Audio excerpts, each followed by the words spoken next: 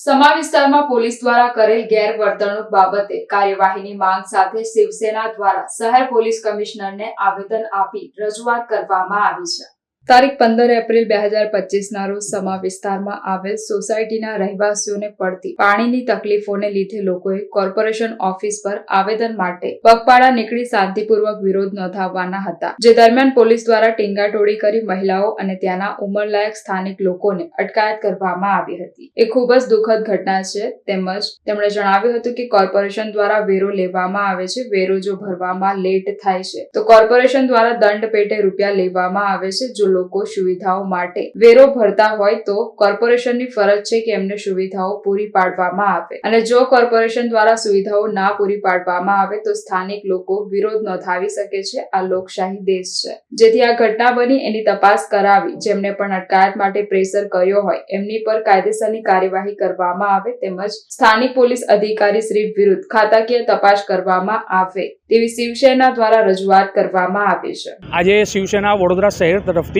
અમે police commissioner શ્રીને ગઈકાલે જે સમામાં પાણી મુદ્દે પોલીસે જે પ્રજા સાથે ઘર્ષણ કર્યું, એમની સાથે જે ગુનેગાર જેવું વર્તન થયું, તો એ સંદર્ભે આજે અમે એની નિષ્પક્ષ તપાસ થાય, કોના ઇશારે પોલીસે આ પ્રકારનું ઘર્ષણ કર્યું પ્રજા સાથે, એના માટેની અમે તપાસની માંગ કરી રહ્યા છે।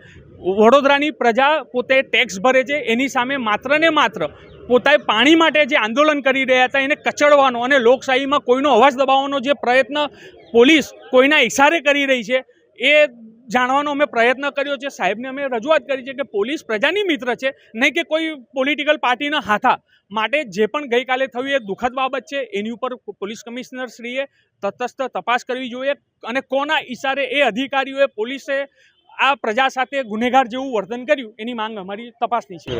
અમારી સ્પષ્ટ માંગણી છે, કાલે તમે જોઈ શકો છો કે જે દ્રશ્યો આપણને જોવામાં આવ્યા એ વડોદરાની સંસ્કારી નગરીને શોભા આપે એવું નથી। આજે લોકો ટેક્સ ભરે છે, ટેક્સના મામલે એમને 2 ટાઈમ ચોખ્ખું પાણી જોઈએ, સારા રસ્તા જોઈએ, કોર્પોરેશન એનામાં વિફલ ગઈ છે, કોર્પોરેશન પાસે કોઈ જવાબ નથી। જ્યારે સ્થાનિક લોકો જ્યારે પાણી માટે આંદોલન કરવા નીકળ્યા હોય, બોલવા માટે નીકળ્યા હોય તો એમને પોલીસને હાથો બનાવીને એમને અંદર નાખવામાં આવે, એ પણ કેવી રીતના કોઈ રીઢા ગુનેગારને તમે પેલું ટીંગાટોળી કરીને નાખી દેતા હોય, એવી રીતના ઘર્ષણ ઊભું થયું છે। આખા દેશ અને આખા દુનિયા જોયું છે આ વસ્તુ।